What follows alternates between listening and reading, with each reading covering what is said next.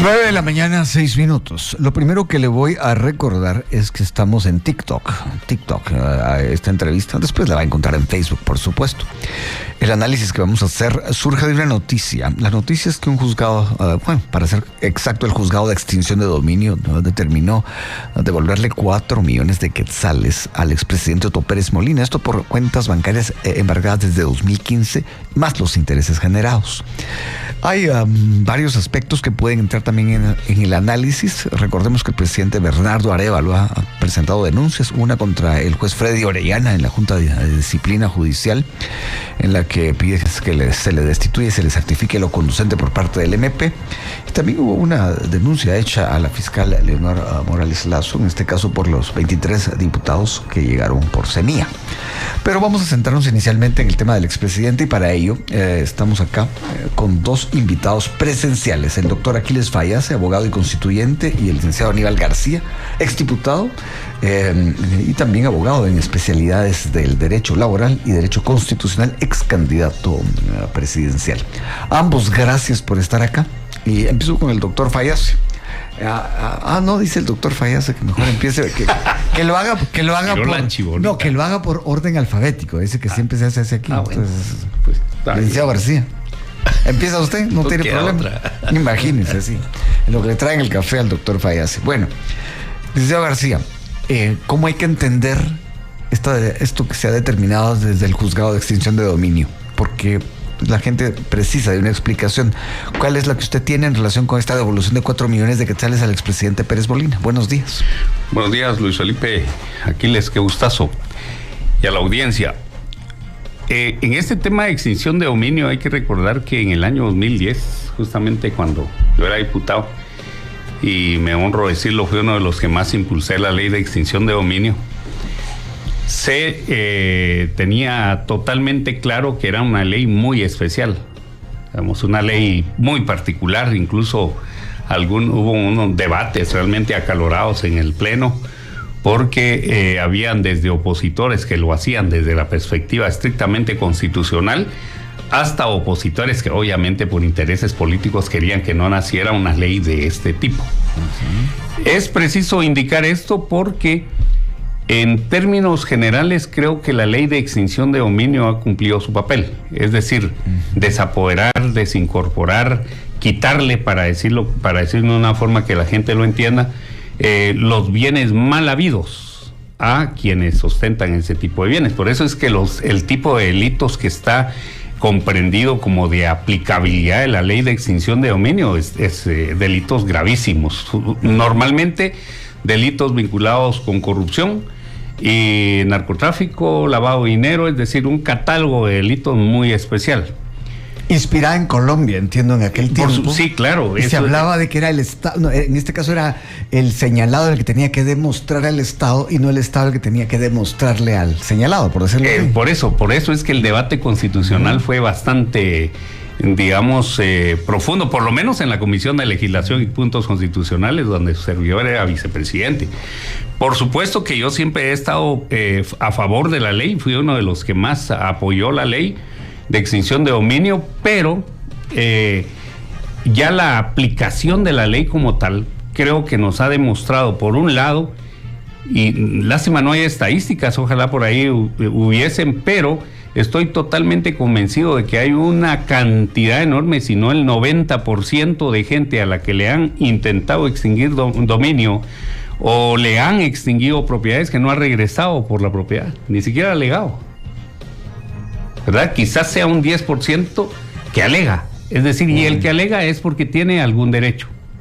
Definitivamente, quien no tiene derecho o alguna forma de demostrar algún derecho. Lo pregunto directo. O alguna conexión en la justicia para poder recuperar sus bienes. Eso también es parte del problema, pero a lo que quiero llegar es de que la ley de extinción de dominio estableció un principio que se llama nulidad ab intio, que quiere decir en términos coloquiales que todo lo que ha sido obtenido contrario al orden social, que todo lo que ha sido obtenido ilícitamente, que todo lo que ha sido obtenido en una forma anómala, definitivamente es nulo de poseerse, es decir, es nula la propiedad de esa que se alegue en ese momento. Concluyo entonces, siendo objetivos, y sé que es lo que voy a decir de repente es impopular, entiendo que el presidente Pérez Molina demostró en el juzgado de extinción de dominio que lo que a él, esa cantidad de 4 millones de quetzales que se le ha devuelto o que se le ha ordenado devolver por parte del juez, es parte del salario. Y ahí sí hay un debate jurídico, porque el salario tiene protección constitucional, porque el salario tiene protección en el Código de Trabajo y tiene protección en el Código Civil. Entonces hay que tener cuidado. Ya sabemos que el presidente Pérez Molina obviamente cometió actos de corrupción y esos se están juzgando por separado. Incluso el hecho de que el salario haya sido excluido de un proceso de extinción de dominio no quiere decir que no pase a ser objeto de una posible reparación digna que se pueda alegar por parte del Estado en el momento en que él sea condenado. Pero lo que quiero decir para ser muy objetivo y muy crítico en este asunto es de que hay que tener cuidado, porque si se trata de salarios y se demostró en el proceso de extinción de dominio, evidentemente un salario no puede ser objeto de extinción de dominio, salvo que esté vinculado o que de ahí devengan actividades ilícitas, o que haya acrecentado un patrimonio derivado de ese salario, se haya incrementado un patrimonio ilícitamente. Concluyo con esto. El problema es que el juez que emitió esta resolución, desde que tomó posesión, viene emitiendo resoluciones cuestionables, no es al primero que favorece. Entonces, si esto lo amarramos o lo vinculamos con una realidad en el sistema de justicia, donde sabemos que hay jueces prevaricadores, donde sabemos que hay corrupción, donde sabemos que hay tráfico de influencias, donde sabemos que se están pagando favores, tanto en la judicatura, como también el Ministerio Público, esas falencias en las acusaciones, hay suficientes motivos para cuestionar la resolución. Bueno, en este caso pasó con el doctor Aquiles Fallase. No le han traído su café, ya hay que ver eso, hay que hacer posible que te venga el café pronto. Doctor Fallase, ya adelantó algo aquí el licenciado García. Dice que, afirmó, esto va a ser impopular. Pero usted, ¿cómo ve esto de que se le devuelve el dinero de cuentas embargadas al expresidente Pérez Molina? Buenos días. ¿Qué tal? Buenos días a la audiencia. Buenos días, Luis Felipe y Aníbal. Me parece que estamos frente a una situación ahorita más profunda. Número uno, me quiero referir a la audiencia ahorita. De los 100 que nos están escuchando, 100% de que están escuchando, 99 no son abogados. ¿Ok? Entonces, ese 99% se pregunta si le van a entrar la articulitis del artículo 2 de la ley y del artículo 18 y de que esto. Mejor voy y oigo la competencia, porque ahí tal vez sí hablan babosadas y está alegre. Entonces, esperemos que no, ¿verdad? Pero bueno, eso es lo que voy. Entonces, a lo que yo vengo pidiéndole a los medios ya hace varios meses es que no se hagan ya más grandes reportajes sobre puntos de derecho, sobre noticias de Huizache. ¿Por qué? Porque la gente en su gran mayoría no le interesa. Eso es número uno. Porque de esta noticia que usted nos está dando, a la gente le interesa una cosa: que Otto Pérez recuperó dinero. Y entonces la argumentación periodística, si usted la ha visto en todos los medios, se centra sobre el hecho de que regresó dinero. Pero como dijo Aníbal, nadie pone análisis en el por qué se le debía regresar ese dinero. Y esa hilada, ese hilo que cosió Aníbal del salario, es bien fácil de resumirlo. Si usted tiene un salario legítimo, nadie se lo puede quitar. No importa cualquier ley. ¿Okay? Bueno, Aníbal también refirió del debate constitucional al origen, antes de que esta ley naciera, del cual yo fui parte. Esta es una ley totalmente inconstitucional. Esto, ahí no estoy de acuerdo. Pues sí, te voy a referir a la doctrina anglosajona del eminent domain.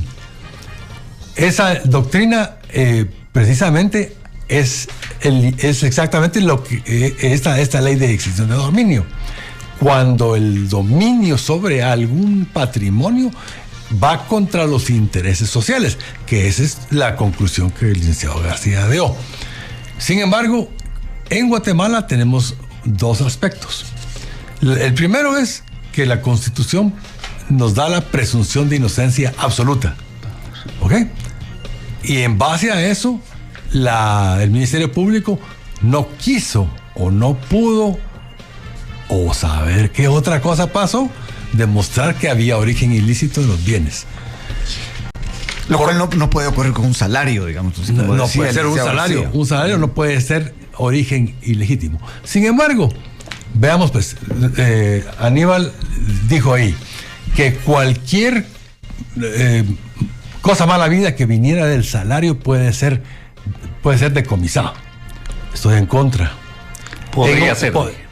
Bueno, podría ser también. ¿Y qué pasa si se demuestra que es una plaza fantasma, por ejemplo? Sí, pero es de acuerdo. Pero véalo más del otro lado, más normal de la ciudadanía. 6 de cada 10 guatemaltecos no pueden demostrar de dónde viene su dinero.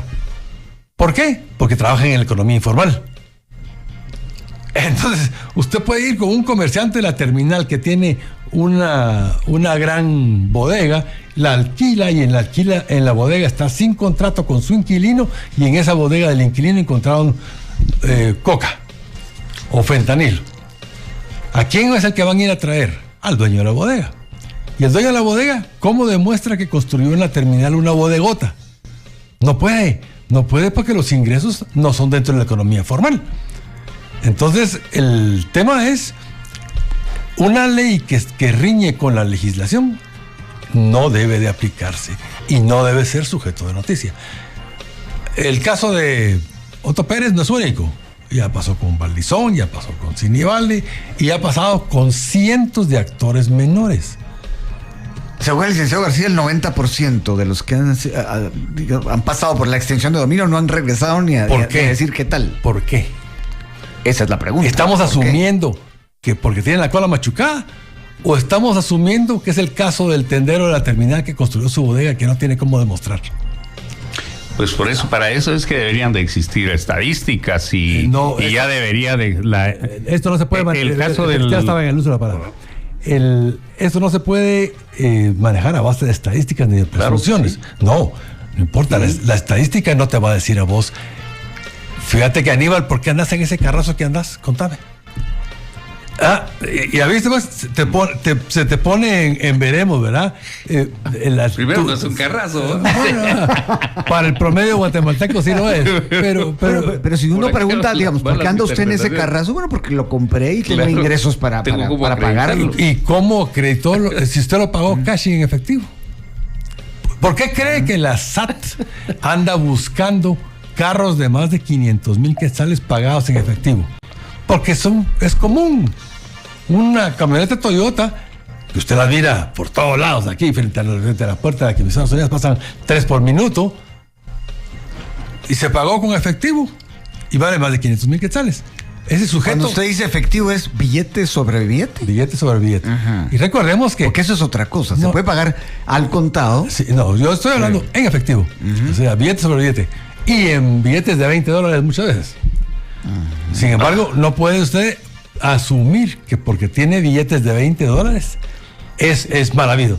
Entonces, la pregunta es, en una economía donde el 60% de la economía es informal y según el mismo Gafi, cerca del 50% de la economía que se maneja en los bancos es ilegítima, es de lavado de dinero, tiene ahí 162 edificios construyéndose del aire para vendérselos a quién.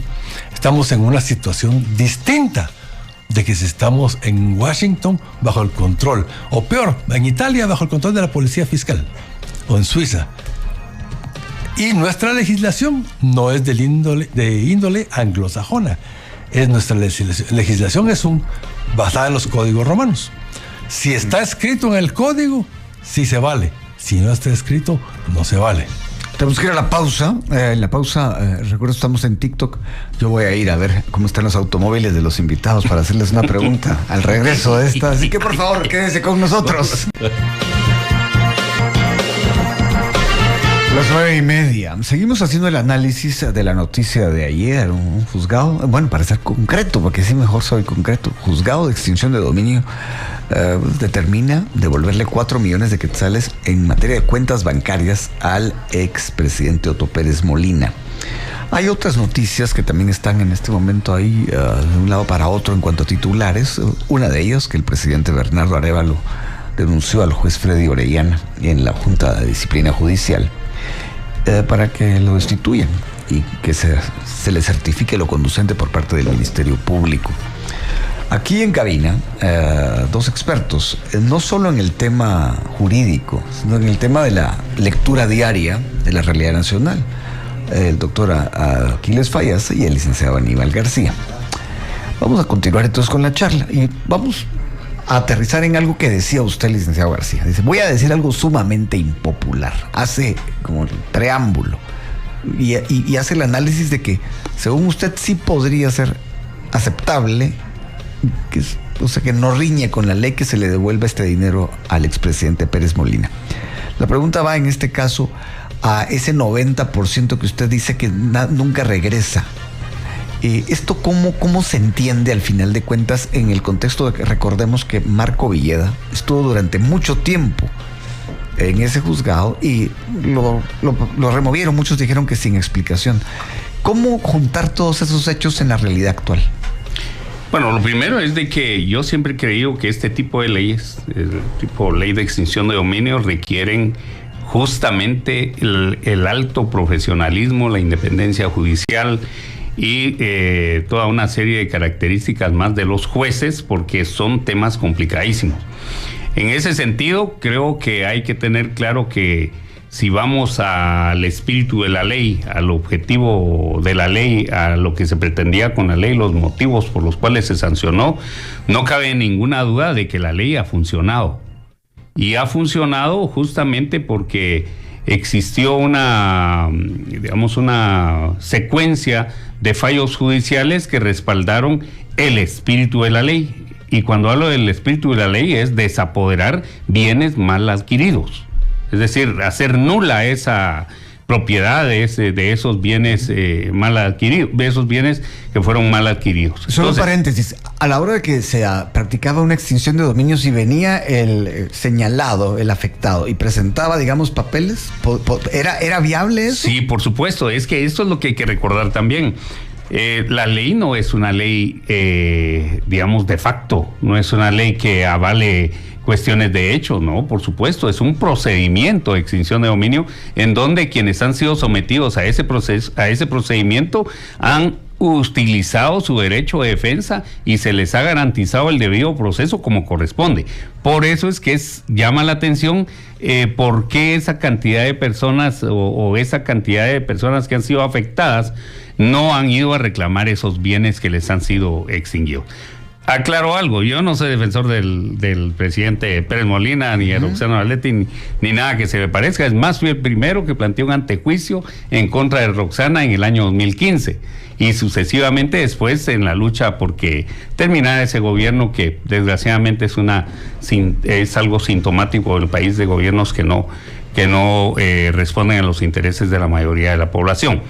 Aclarando esto, creo que el gran reto para la sociedad es que se aplique correctamente la ley de extinción de dominio, que no se favorezca a determinados actores, que no se perciba que la ley está quedándose sin objetivos legítimos, que se está desnaturalizando. Y peor aún, que ojalá de verdad no estemos hablando de casos de tráfico de influencias, de corrupción, de pago de favores, porque eso sería realmente terrible. En ese sentido, todo el sistema de justicia, desgraciadamente, yo he sido crítico del sistema de justicia como abogado litigante durante 28 años, me consta que hay extraordinarios jueces, extraordinarios magistrados, pero lamento decir que en igual número hay jueces prevaricadores por todos lados, jueces corruptos por todos lados. Lastimosamente, esas resoluciones de esos jueces afectan intereses particulares e individuales y no afectan a intereses grandes, por lo tanto la población no conoce de ello, pero de que en Guatemala hay una deuda de justicia, evidentemente la hay. Bueno, siguiendo con el tema, una publicación del colega Alexander Valdés ayer decía lo siguiente, se preguntaba quién acompañaba y defendía al expresidente Otto Pérez Molina, y dice, se trata de Dilma Samayoa, quien se desempeñó como subsecretaria general del MP de la actual fiscal general Consuelo Porras. ¿Qué opina de eso, doctor Fayase? Bueno, empecemos por el principio. La ley de extinción de dominio se quedó corta. Si la querían aplicar, había que aplicarla completa. Y esto se hace en países desarrollados, donde quien es acusado de una cuestión que desemboca en una extinción de dominio, tampoco puede usar fondos para pagarle a sus abogados. Y eso está muy controlado con la justicia, sobre todo anglosajona, en Inglaterra, en Canadá, en Australia, en Estados Unidos. El acusado debe de demostrar origen legítimo de los fondos que está usando para pagar sus abogados. Eso no está en Guatemala. Esa parte no sucede en Guatemala. Entonces, cualquiera de ese 90% que ustedes están hablando, ¿cómo paga a sus abogados? O tal vez no tiene para pagar abogados. ¿Alguien se puso a pensar en eso? Que es su único bien es muy poco probable y que no tiene para pagar abogados. Lo segundo es cómo justifica los ingresos. Yo sigo insistiendo con el tema de la economía informal, que no hay cómo justificar los ingresos. 0.5% tendrá tanto pisto que le quiten una casa, pues ahí se las regalo, pues. ¿Me entendés? Entonces, el tema de fondo es una ley inconstitucional hecha a medias que no llega a alcanzar a quienes van a defenderlo al acusado, es una ley sin propósito. Esa ley debe de expulsarse del ordenamiento jurídico nacional. Esa ley de extinción de dominio es inconstitucional, invierte la carga de la prueba. Yo no tengo por qué demostrar que mis 100 pesos que me vine a gastar hoy en gasolina, ¿de dónde salieron? Es quien me acuse tiene que demostrarme que no son legítimos. Esa es nuestra Constitución. Ahora, que si el abogado que acompañó a Otto Pérez, pues, todos, Aníbal ha sido exdiputado, ¿y qué está haciendo aquí? ¿Me entiendes? Está Luis Fernández Molina, que viene aquí constantemente, que fue ex magistrado. Y así tienen ustedes un montón de gente que hace labores del diario, que tienen sus bufetes, que litigan, que tuvieron un empleo anterior. Eso no los descalifica. Simplemente, si es ex funcionaria del Ministerio Público, quiere decir que la relación ya se cercenó. Entonces, yo no estoy defendiendo a la abogada. Lo que estoy diciendo es que cualquiera tiene derecho a sustentar su vida como le dé bien. Si la decisión de todo el equipo legal, porque no era un abogado, de todo el equipo legal de Otto Pérez Molina, indicó que quien tenía que ser la punta de lanza era esta abogada, bueno, una decisión estratégica tendrán. Pero el hecho de que haya sido funcionaria pública no le quita ninguna legitimidad. ¿Por qué? Porque la legitimidad se la da el Colegio de Abogados. Y es ahí donde ya tenemos que entrar entonces en la discusión de fondo. La materia prima para fabricar abogados. Bueno, antes de la pausa, tenemos muy poco tiempo. Licenciado García, hay quienes ayer preguntaban, bueno, si ese salario que se le está devolviendo al presidente Pérez Molina, expresidente en este caso, bueno, presidente igual, con intereses, fue el salario que no devengó mientras estaba en la cárcel, que si eso tiene algún sentido jurídico. ¿Qué contesta al respecto? Blanca Stalin, que se acaba de morir, gozó de exactamente el mismo beneficio. Sí, es que hay algo más que ahí es bien complicado, porque tenemos que entrar a la esfera de los derechos laborales. Ya ahí nos salimos del derecho penal y entramos a la esfera del derecho laboral. Pero creo que si son salarios posteriores, para mí no se vengaron. Es decir, no se elaboró. Hay que recordar que el presidente Pérez Molina, él renuncia. Entonces, al renunciar, si es del 2013, me parece. 2010. Del 2000, cuando renunció, que fue en el 2015.